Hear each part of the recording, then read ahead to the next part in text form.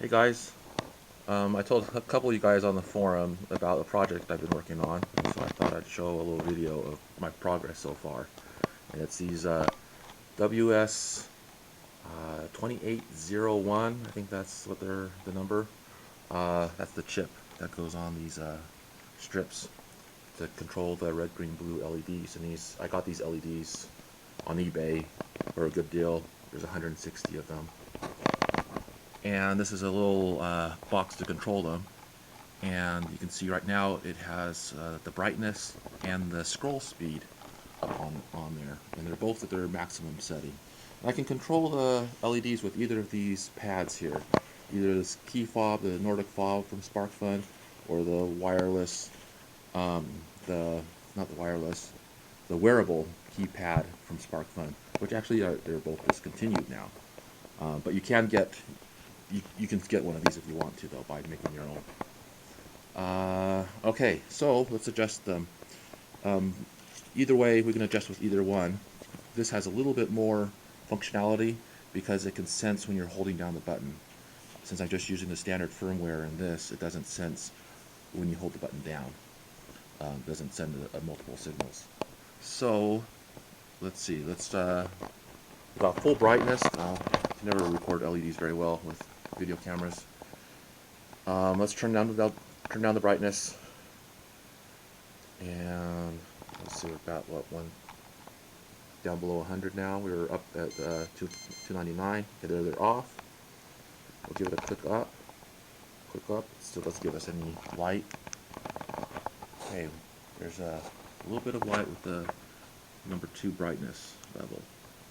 You can kind of see it flickering in here. That looks cool. And then we'll turn it up faster. If I press and hold it, it goes faster. And what else do we want to see? Let's turn the brightness back up. Let's just leave it probably about half brightness, which is 127 or so. So we'll put that down a little bit. 130, 129, 127. Okay, so this is half brightness now. And the other thing we can control is scroll speed. Okay, we've dropped down to 98 because I must have hit the wrong button a couple of times. And so you can see it kind of pulsating in there as it goes. And we'll drop it back up to 100, bring it back up to 100, and then I'll drop the scroll speed down, and of course it slows down. And it almost appears to stop, but it's not, it's just scrolling slowly. But you can stop it. Or you can even have it go backwards if you want. We'll stop it, and now we'll go backwards.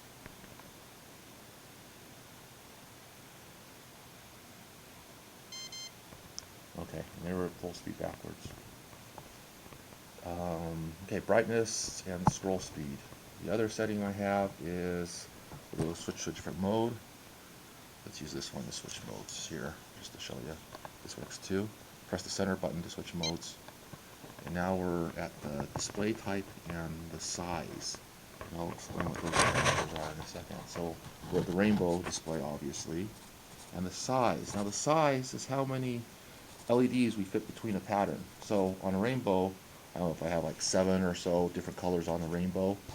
And then there's 25 LEDs between each of the colors. And then the one color merges into the other over those 25 LEDs. So if I shrink the number of LEDs in between, the pattern gets much smaller, and it actually looks like it's moving faster. It's actually not moving any faster. It's just the pattern that's moving is much smaller.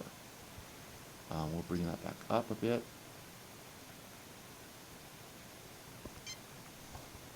Oh, and I hit the mode button by accident. And this is the backlight on or off, and so we can turn the backlight on or off, of course. And then we'll go scroll through radio mode. There's a radio in there. I don't know if it works right now. Okay, scroll speed, negative 100. Let's turn that down a bit, or turn it up, I guess.